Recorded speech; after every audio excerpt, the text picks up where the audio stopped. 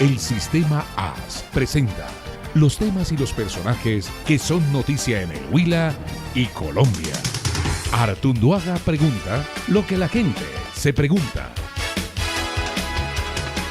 Orlando Rojas Bustos, tenga usted buenas tardes. Gracias, Edgar, es un placer estar aquí contigo, con tu equipo y bueno, con los oyentes. Usted es un empresario de muchos años y además muy exitoso, tanto que sigue siendo exitoso en los tiempos de hoy tan difíciles para muchos. Muy complicados. Sí. Metido en el tema de los carros, metido en el tema de las emisoras, porque alguna vez también tuvo alguna sociedad, metido en el tema del aguardiente. Del Atlético Huila. Del Atlético Huila, sí. ¿Tiene hoy cuántos años, Orlando? 72 años, Edgar. ¿Y usted de los que ya está haciendo como un balance, pensando o viendo cerquita el retiro, o ve eso muy distante? La verdad, yo mismo no lo sé.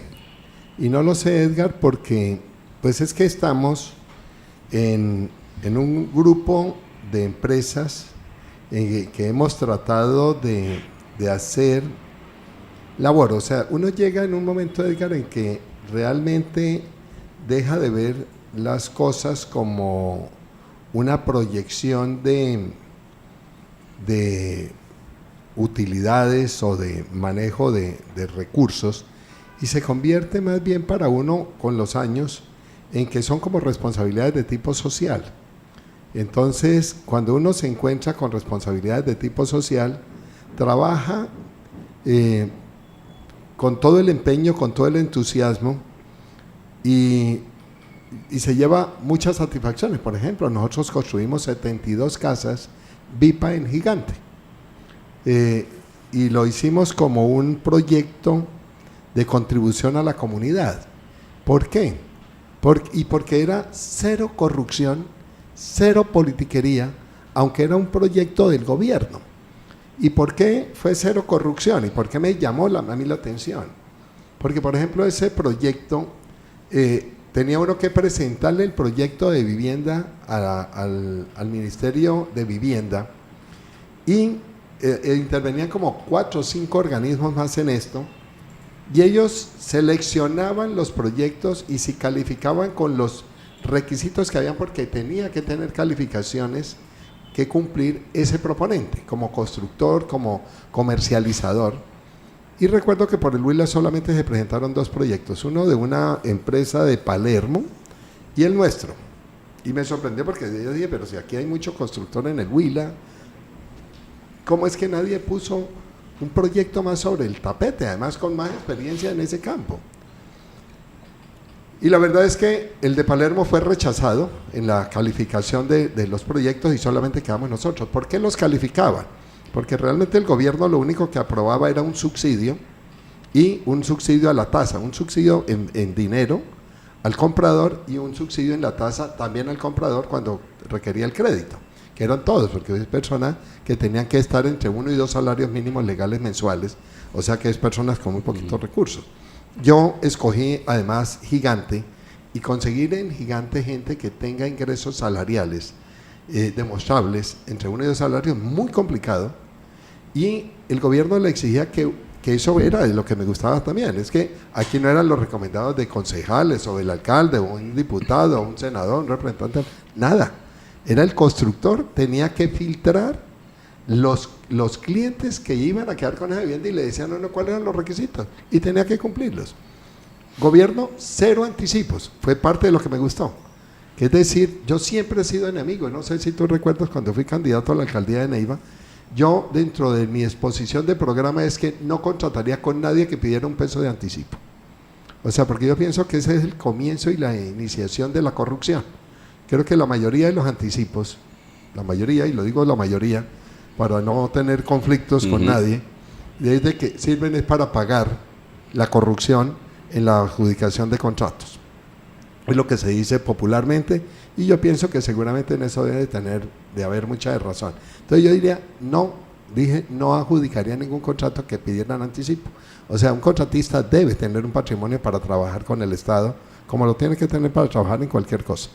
Entonces, entré en ese proyecto y me gustó. ¿Y por qué lo vi como tipo social? Porque, por ejemplo, en las poblaciones diferentes a capitales tenían que ser 45 metros cuadrados, casas o apartamentos. Yo resolví casas porque me parece que la clase pobre, la clase con menores recursos, disfruta más una casa que un apartamento.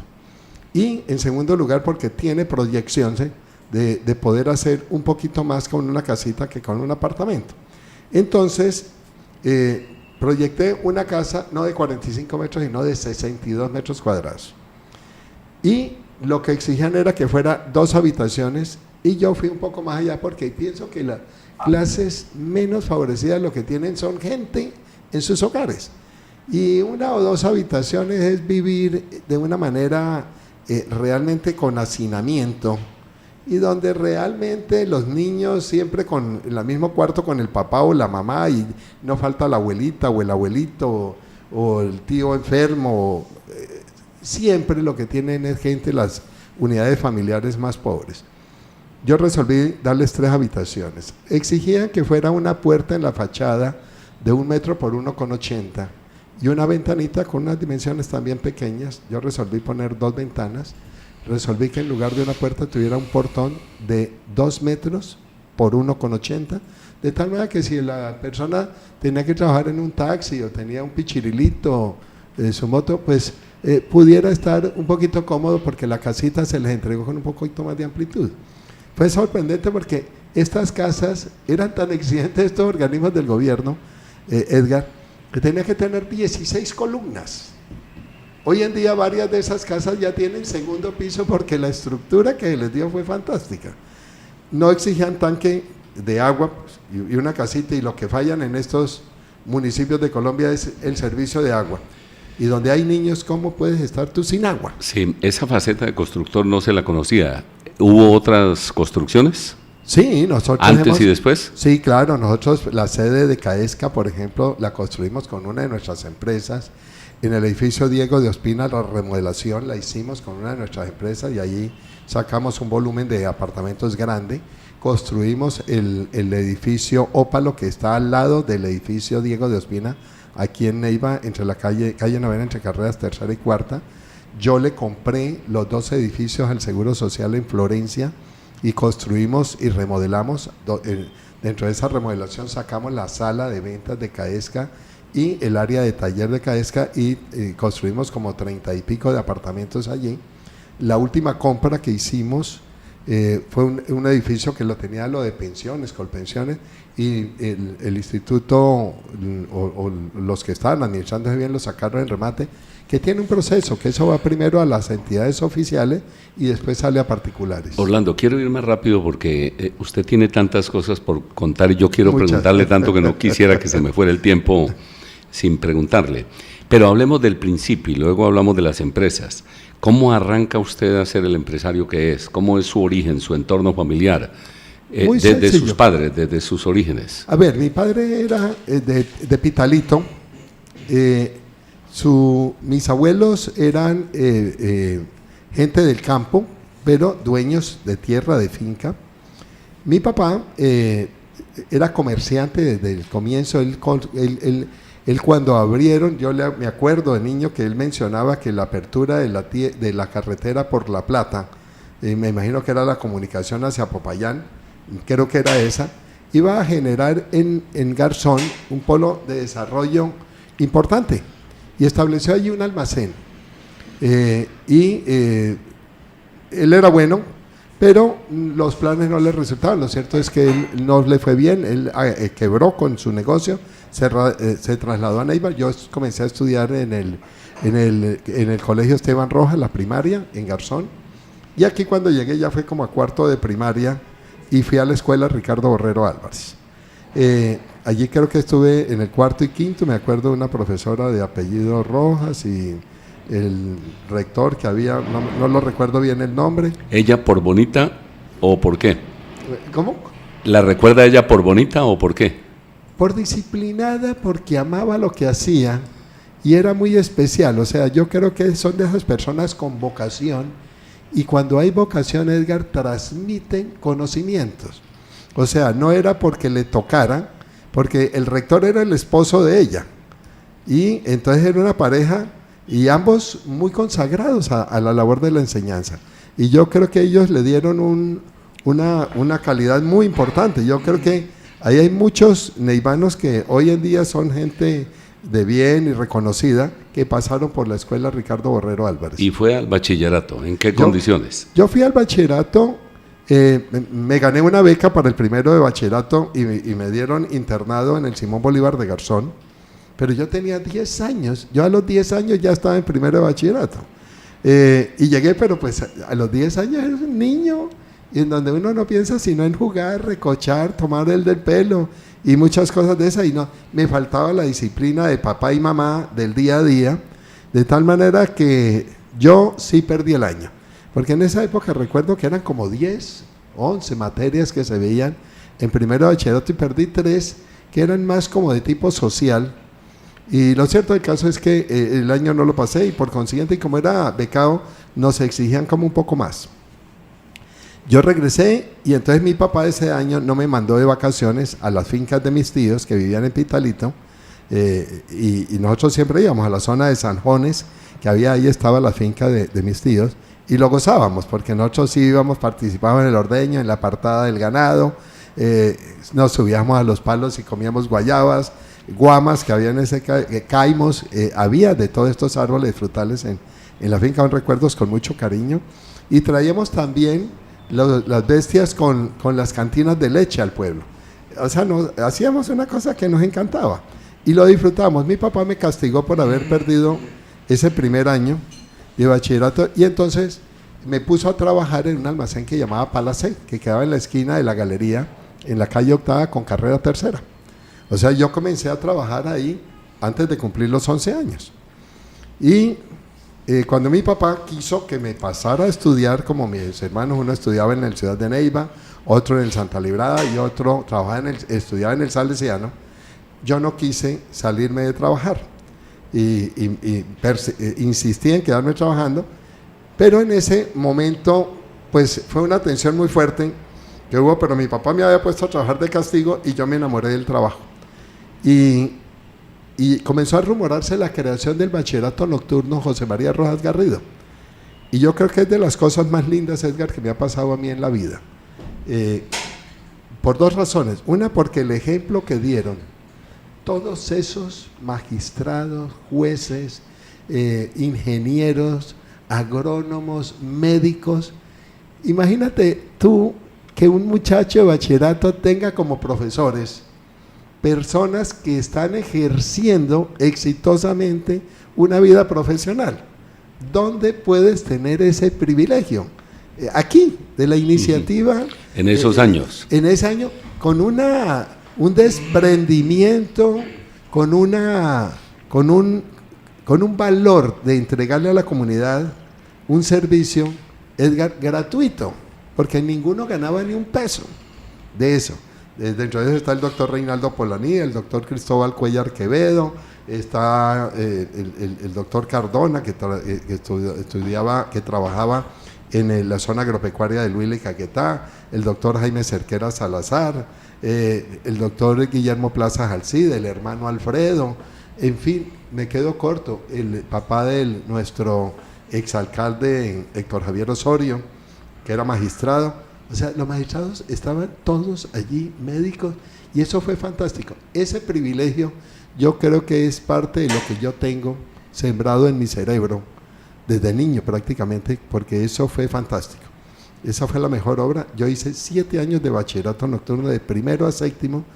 Bueno, y tuve el privilegio, y lo digo con satisfacción hoy, que la verdad es que eso no se pagaba nada. Creo que era como 5 o 10 pesos que se pagaba por mensualidad, o 15 pesos.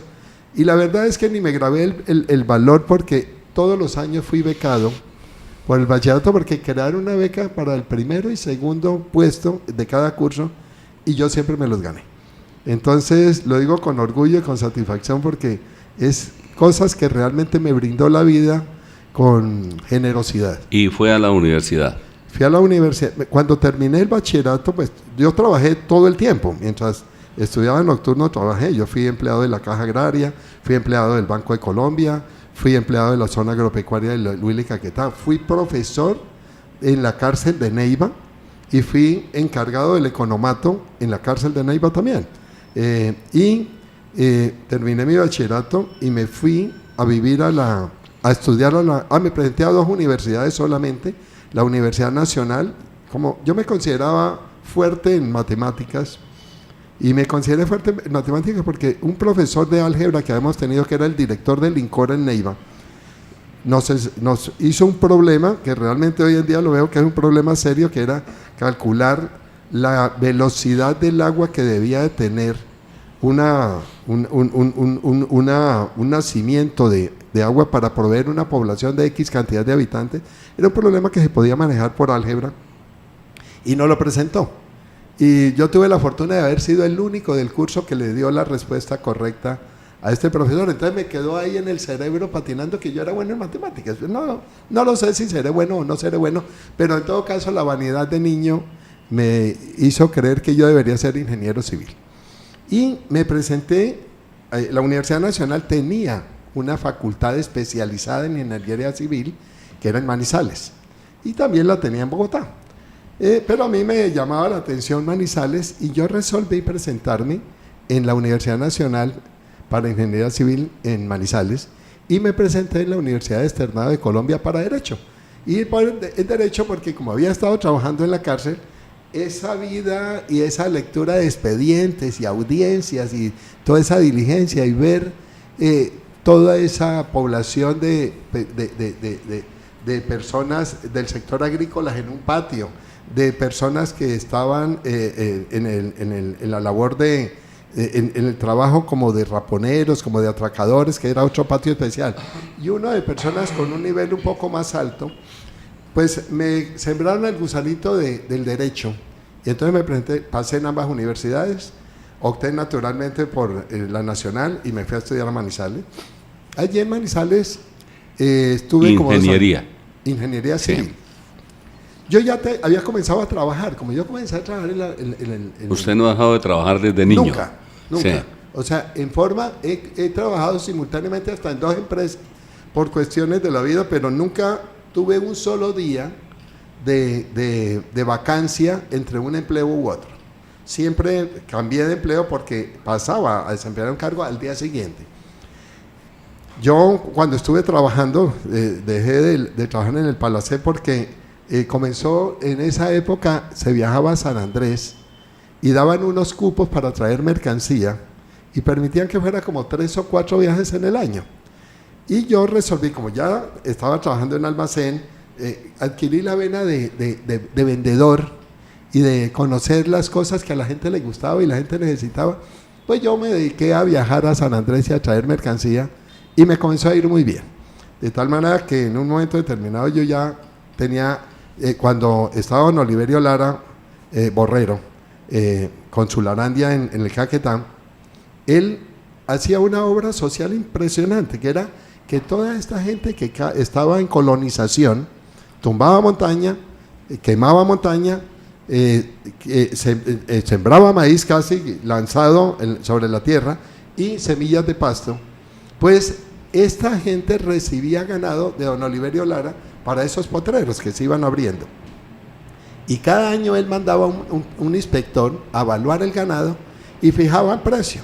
Entonces yo tenía ya varios familiares que habían estado en el proceso de colonización, y entonces me dijeron en alguna reunión, en alguna época familiar, me dijeron: Orlando, ¿por qué no compras ganado? Que ellos lo evalúan muy barato, a nosotros nos conviene que sea un poquito mejor, cómpralo y lo seguimos manteniendo al partir.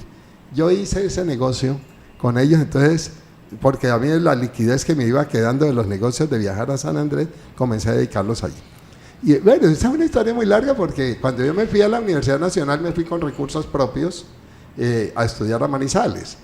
Después dije: oye, pues la Universidad Nacional en Bogotá en Ingeniería Civil es muy buena, necesito irme allá porque allá puedo trabajar gratis, vivir gratis. O sea, allá la alimentación prácticamente no se pagaba, si tú no la querías pagar, no la pagabas, y tenían dormitorios para los estudiantes. Yo dije: pues qué rico, yo en Manizales pagaba apartamento, tenía que pagar la alimentación.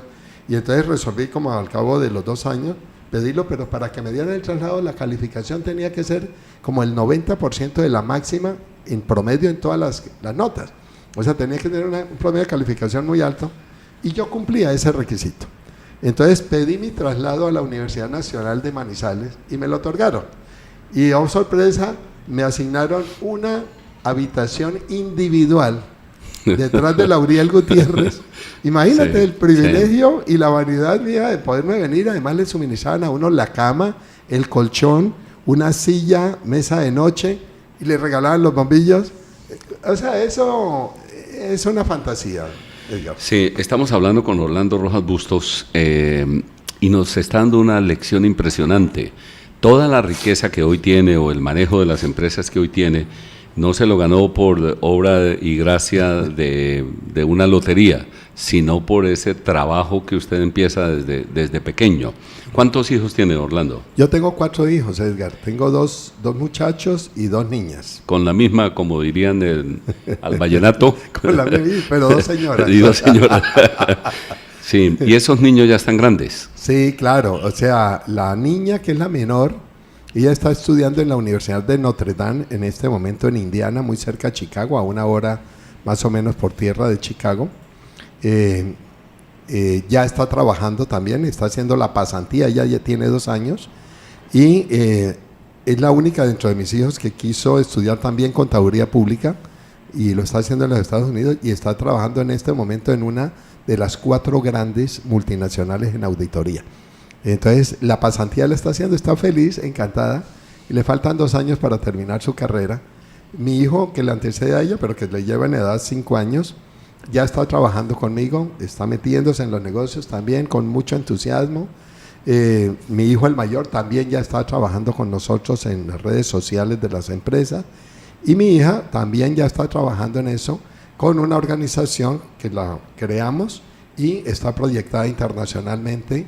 Y esa empresa con la que nos fusionamos exigió que ella trabaje con ellos no menos de 5 años. De tal manera que... bueno, la del cannabis. Sí, pero de esa no te puedo hablar. Sí, esa es reserva del sumario, sí, para ella. Esta es una multinacional que cotiza en la bolsa de Nueva York y en la bolsa de Toronto, en Canadá. Es Canopy Growth, y ellos tienen unos parámetros por los mismos parámetros de cotizar en bolsa, y las declaraciones no podemos darlas que puedan comprometer en nada las filosofías, los parámetros y los lineamientos que los obligan también a ellos como tal. Entonces la única que puede dar declaraciones sobre la empresa, que son las autorizadas, es ella. ¿Son 2 señoras? ¿2 señoras en su vida? Sí, 2 señoras en mi vida. ¿Y vive con la segunda? Sí. ¿O ya hizo el cambio? Con ella ya llevo 25 años. Con la primera estuve 13 años. De tal manera que fue una pequeña interrupción entre la una y la otra de unos 4 años aproximadamente. Pero muy bien, porque la mantengo integrada a la familia. Nosotros hacemos un viaje al año, toda la familia. Y tengo 2 nietos. Entonces siempre sacamos unos días cada año. Los hijos de un lado y los hijos del otro. Pero todos estamos integrados, todos trabajamos, todos formamos un consejo de análisis, de trabajo, de proyección, de negocios, de definir negocios. Si se presentan oportunidades de trabajo, nos le medimos a hacerlo también. Orlando, estamos empezando, nos falta otro ratico. Seguimos hablando con Orlando Rojas Bustos en unos instantes. Por sus ciudades y sus paisajes, sus tierras fértiles, su energía, por sus industrias y artesanías, por el bambú y la arqueología, por el turismo y el encanto de sus gentes, porque es todo un paraíso para descubrir.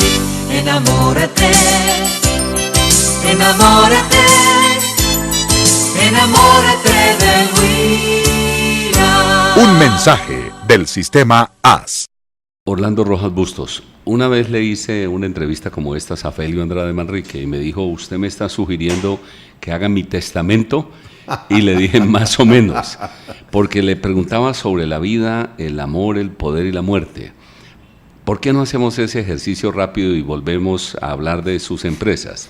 Porque entiendo que usted ha tenido muchos puestos y ha hecho muchas cosas.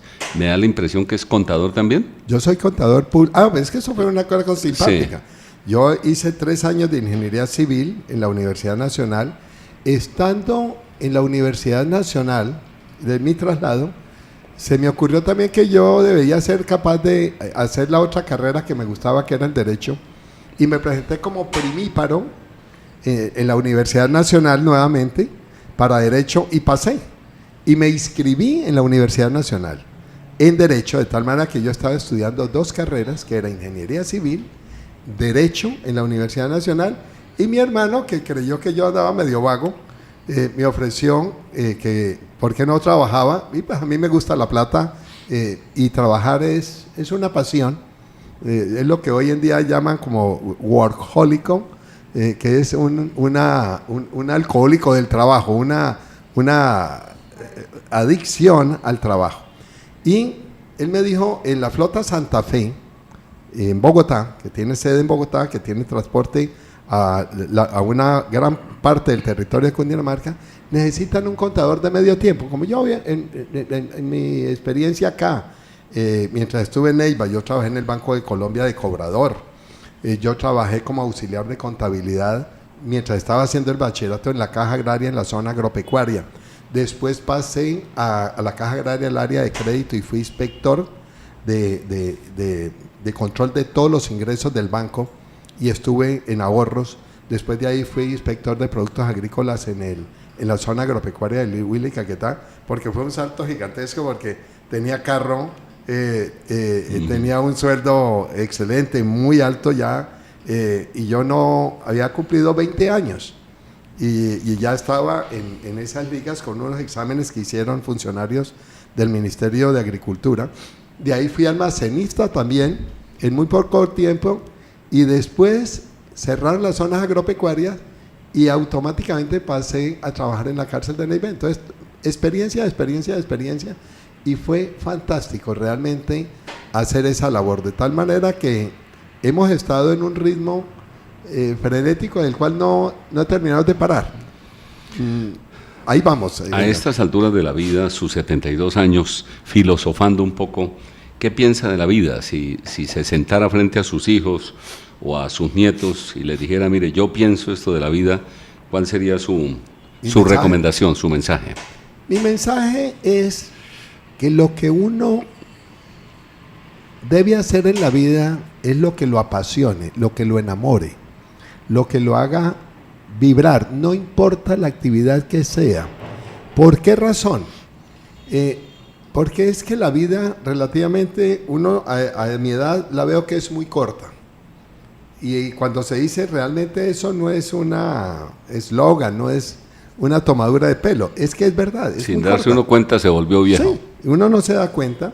Yo mentalmente, espiritualmente, no me siento con esa edad. Si a mí me pregunta alguien, ¿y usted cómo se siente? Yo, hombre, pues yo me siento como si tuviera 40 años, en todo. O sea que, para mí, realmente, ¿por qué tal vez eso? Por esto que acabo de expresar. Y yo le diría a cualquier persona, y se lo he dicho a muchas personas, mire, no haga lo que no le guste, porque usted va a sufrir. Haga lo que le guste y usted no va a trabajar nunca.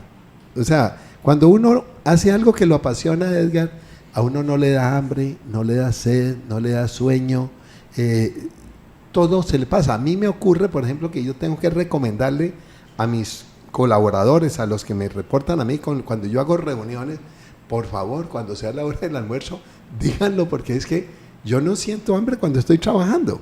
Yo me pongo en una reunión y si nadie me dice nada, yo puedo seguir 1, 2 de la tarde, 3 de la tarde, y a mí no me importa terminar la reunión a las 4, y yo ya a mis hijos les advierto, y a los funcionarios de más confianza les advierto, mire, hay que mandar a traer, o les digo también muchas veces, si yo me alargo, pidan almuerzo para que almorcemos mientras estamos reuniendo, porque eso yo no siento. Yo puedo estar en la oficina 7, 8, 9 de la mañana.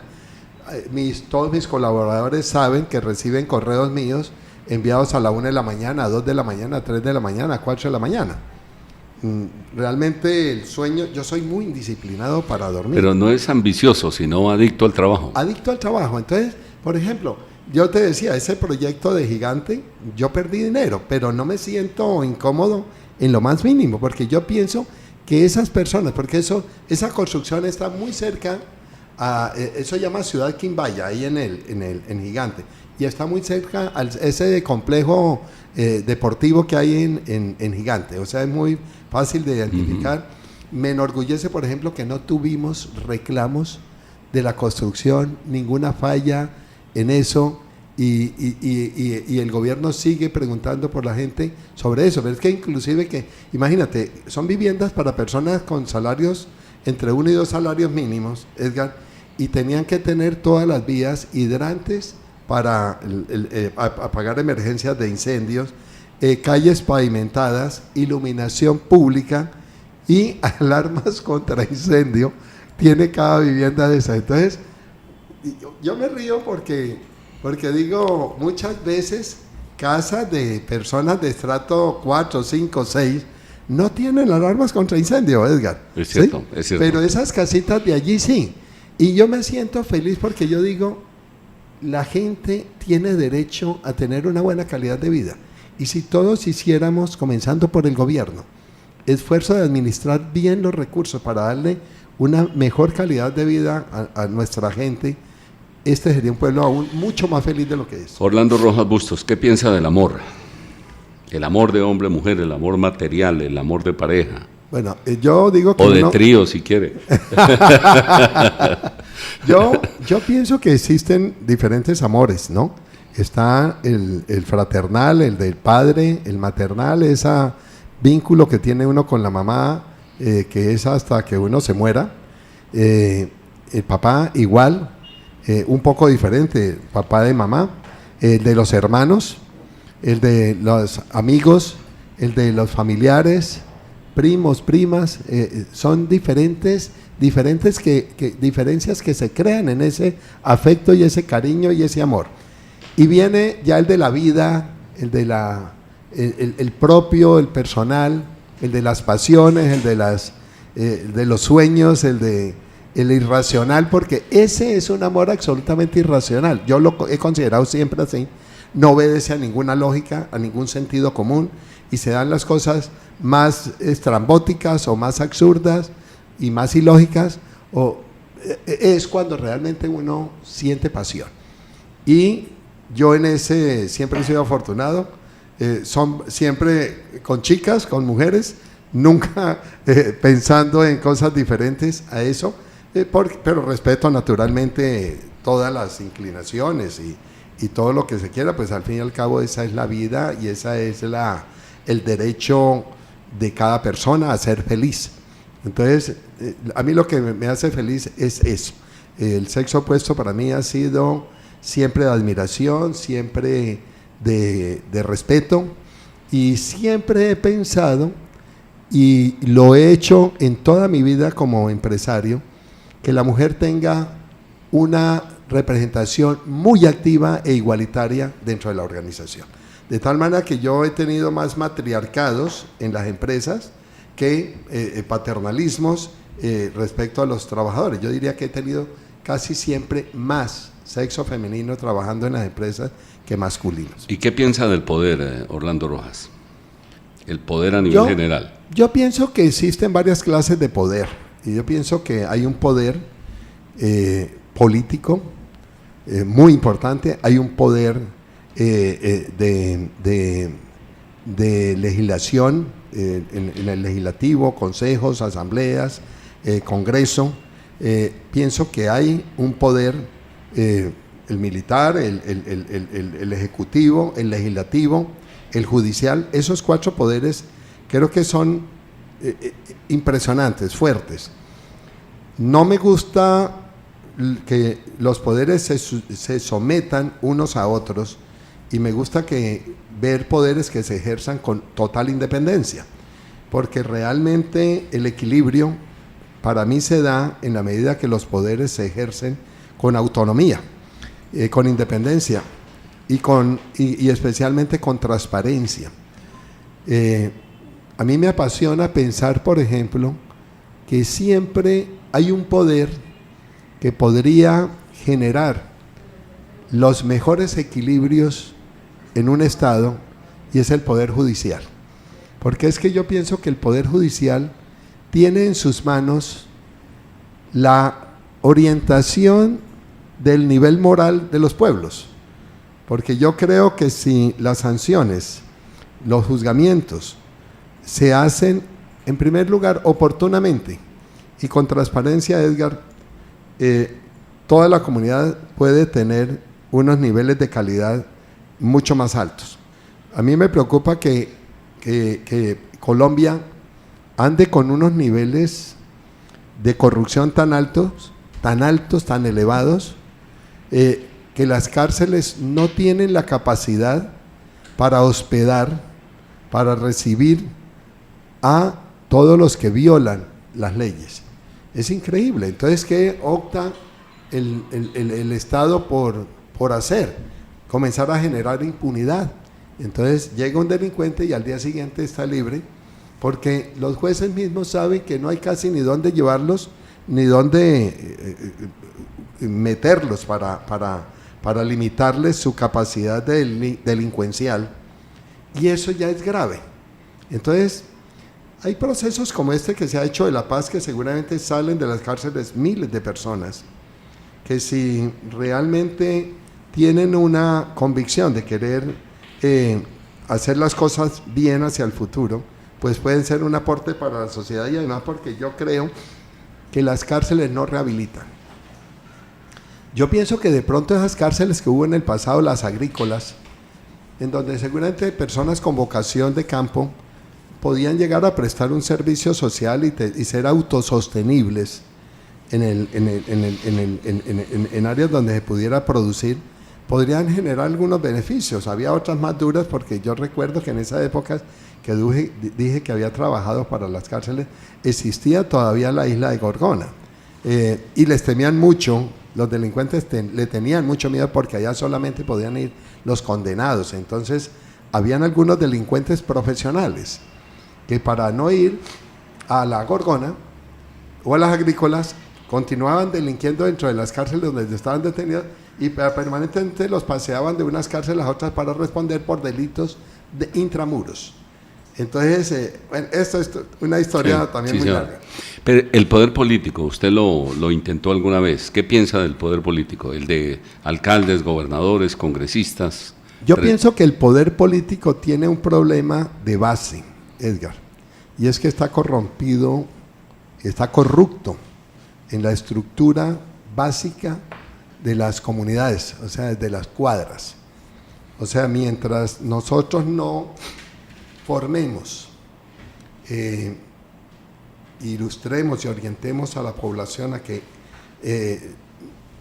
desde el mismo barrio, la misma cuadra, el mismo hogar, hay que pensar en la comunidad y no en los beneficios personales, es muy difícil, Edgar, que cambie totalmente las costumbres políticas.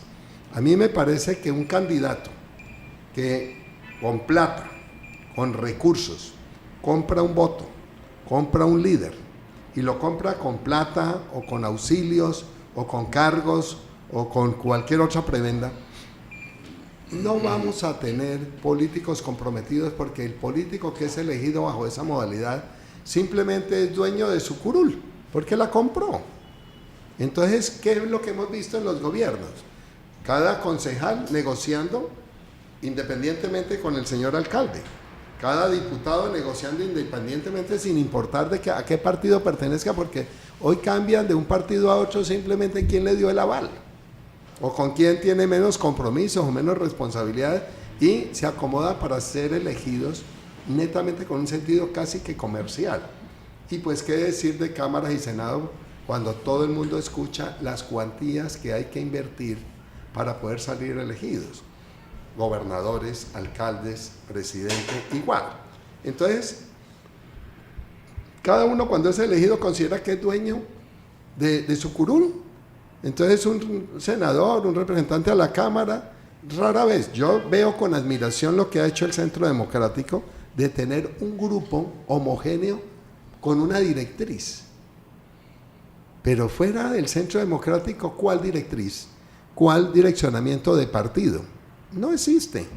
O sea, siempre están hablando y negociando individualmente casi que a cualquier necesidad que tiene el país. Y ahí se presentan cosas muy graves, porque, por ejemplo, escuchar uno, Edgar, que las necesidades del país son de segundo o tercer nivel frente a compromisos. Por ejemplo, si se adquirieron compromisos con la FARC para dar unas cuantías gigantescas para los proyectos o los programas de vinculación, de reinserción, como los quieran llamar, que se miden billones de pesos, no podían salir a ser buscados con un incremento del IVA. Se tiraron al país, Edgar, perdóname la expresión, pero se tiraron al país, lo pararon, lo acabaron.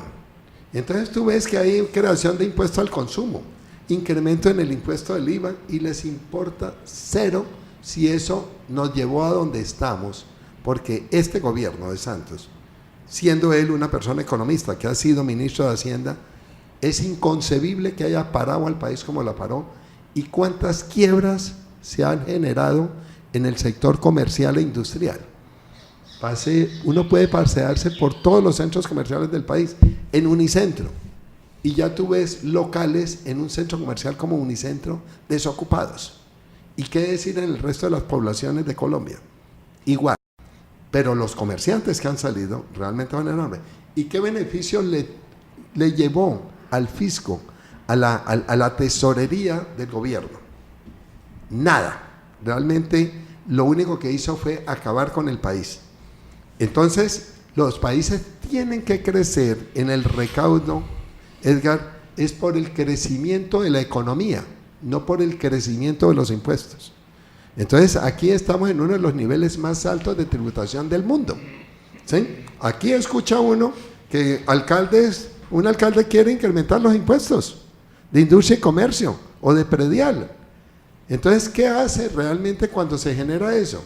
Es una pobreza muy grande de tipo administrativo, tener que pensar que los ingresos se incrementan incrementando tasas. No. Los impuestos se crecen cuando crece la economía y cuando acierta el administrador en desarrollar facilidades para que la economía crezca, para que todo el mundo pueda trabajar, para que todo el mundo pueda tener un empleo digno, para que las familias tengan los recursos y tengan los alimentos que requieren. ¿Cuánto debe ser el nivel de desempleo en este momento después del incremento del IVA del 19%, Edgar? Aquí que nos diga el gobierno que está en el 9 y pico %, yo eso no lo creo. Yo creo que el desempleo en Colombia debe estar por allá, por encima del 15%. Entonces alguien me decía, no, es que ahora el que trabaje 2 horas, 1 hora en el día, ya es un empleado. Incrementan las plazas en el SENA porque eso tampoco entra como parte del desempleo. O sea, hay una cantidad de mecanismos para no revelar la verdadera cantidad del desempleo que uno lo sabe. Mire, Edgar, uno está buscando un empleado de un salario mínimo. Miércoles le presentan 100 personas, Edgar. Nosotros estamos tratando de desarrollar un proyecto aquí en el Juncal. Nos llegaron 600 hojas de vida y no habíamos dicho que estuviéramos buscando ningún empleado. Entonces uno dice, por Dios, no puede haber tanta miopía en el gobierno y en los congresistas que no ven cómo solucionar problemas de esto. A mí me preguntaban en días pasados un parlamentario, oiga, estamos pensando que debería bajarse el IVA en el 1%. Y mire, bájenlo en el 3%, confíen en los empresarios y esperemos que se recupere la economía. ¿Cómo podrán recuperar lo que se bajen, lo que dejen de recaudar en el IVA volviéndolo al 16%? Hombre, por fortuna tenemos una reacción en el precio del petróleo con Ecopetrol y eso le está llevando varios billones de utilidad que probablemente esté cercana a los 10 billones de pesos este año en utilidades de Ecopetrol, cuando hace 2 o 3 años fue 0 y no se repartieron utilidades de Ecopetrol. El año pasado hubo una pequeña distribución. Este año el gobierno podría tener 7, 8 millones de ingresos por Ecopetrol. Eso podría reemplazar con éxito en eso, y lo otro es reduciendo los gastos del Estado. Orlando Rojas Bustos, 3 temas que vamos a apretar en los 4 minutos que nos quedan. ¿Qué piensa usted del huilense de hoy? Hay una frase, por el conocimiento que usted tiene, ¿hay una forma de resumir a ese huilense de hoy? Yo pienso que el huilense de hoy es un huilense mucho más preparado, mucho más capacitado, es un huilense con mejor proyección y mejor futuro, porque las oportunidades se dan en la medida que la gente adquiere capacitación. Y hoy en día, yo que tuve el paso en mi vida aquí, cuando yo me fui a estudiar a la Universidad Nacional en Manizales y después a Bogotá, lo hice porque en Neiva no existía ninguna universidad de Edgar, ¿sí? Entonces, era realmente una obra personal, individual, un reto de salir del departamento para afrontar un futuro mejor buscando la formación universitaria. Y eso fue realmente lo que hicimos muchísimos en mi generación, aceptar el reto de la vida, de decir, busque la forma de sobresalir. Yo pienso que Colombia es un país muy lindo. Yo no cambiaría mi residencia jamás de Colombia por ningún otro país del mundo, y he tenido pues... ¿El huilense es emprendedor, Orlando? ¿O no lo es? ¿O es el celio que pintan en algunas regiones? No, yo pienso que el huilense tiene vocación, especialmente en los últimos tiempos. Yo asisto mucho y participo mucho en proyectos del SENA, por ejemplo, como espectador o como usuario de la formación que da el SENA. Y yo, por ejemplo, he llevado muchas personas del SENA a trabajar en las organizaciones nuestras, y la mayoría tiene vocación de microempresario, porque debe ser la de comenzar, porque son personas naturalmente con bajos recursos, pero ya comienzan a pensar como microempresarios, y han hecho aquí como convenciones, reuniones de microempresarios. Yo he asistido aquí al Club Campestre, donde se presentan con proyectos con muy buena iniciativa que tuvo el SENA, y han hecho otros eventos en los que he asistido porque me encanta, aquí en el área del centro de convenciones, donde se han presentado, y he visto mucho microempresario trabajando en cositas interesantes, y yo mismo he comenzado a apoyar esos proyectos. De hecho, tengo una empresa en este momento sobre energía solar, en donde me uní en sociedad con 2 jóvenes espectaculares que están en el campo de la energía solar, y hemos hecho unas labores enormes, hermosas, y seguimos trabajando en eso. ¿Cuántas empresas tiene? 9 empresas. ¿La de los carros es la más importante? Bueno, nosotros tenemos, por ejemplo, Licorsa, tenemos Acaesca, tenemos Orocar, tenemos Global de Colombia, que está en construcción, fundamentalmente. Tenemos una que ha venido desarrollando proyectos de infraestructura, tenemos el CDA Óptimo, tenemos lo de energía solar, tenemos una agencia de seguros. O sea, nos hemos movido en varios nichos, y los hemos hecho con mucho trabajo, Edgar, con mucha dedicación, con mucha formación, y tenemos un grupo humano excelente que siempre nos ha acompañado. Entonces hemos tenido personas que prácticamente están orientadas a mirar los proyectos, pero eso nos ha permitido que si tenemos un grupo jurídico, que tenemos un grupo contable, un grupo tributario, un grupo que maneja y entiende lo de las finanzas, eso nos ha permitido hacer muchas cosas buenas y formar mucha gente. Hemos formado sin egoísmo, sin timideces. Realmente hemos capacitado en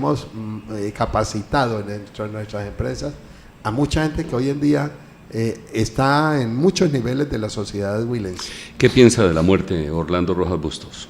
Yo pienso que la muerte, por ejemplo, yo lo tengo claro, Edgar.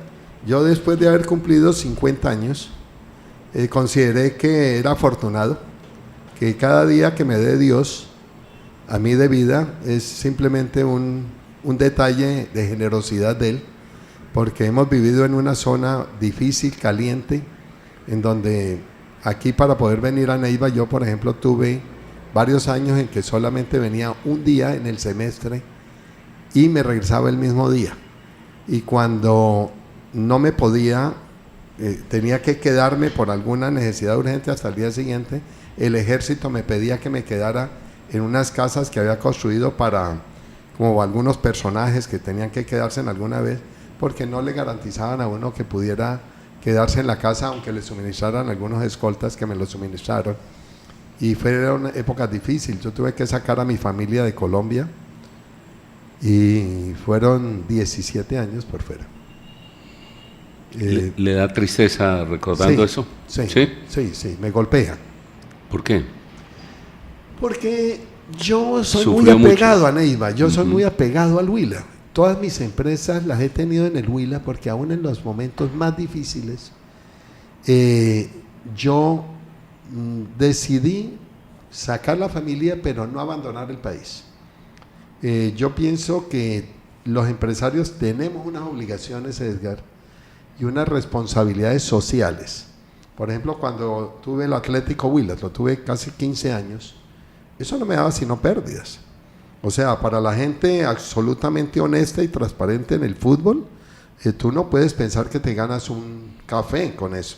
Y tuve la fortuna de que todos los que me acompañaron en las juntas directivas nos rotábamos pagar el café y los bizcochitos de achira que nos comíamos en cada reunión, nos los rotábamos entre los miembros del comité, y como éramos algunos empresarios, la invitación era a que todos compráramos bonos para nuestros trabajadores, para nuestros escoltas y para nosotros mismos. Eso nos dio mucha autoridad moral en la administración del Atlético Huila, y eso es una vocación social. O sea, eso no son intereses económicos, y no siempre hay utilidad en los negocios, Edgar. Y yo pienso que cuando ya uno ha pasado de los 50 años, yo lo tengo claro. Yo ya cumplí, yo logré formar a mis hijos, darles una educación satisfactoria. Algunos de ellos hablan 3 idiomas. Mi hija, por ejemplo, pues naturalmente el español, habla inglés, habla francés, habla portugués.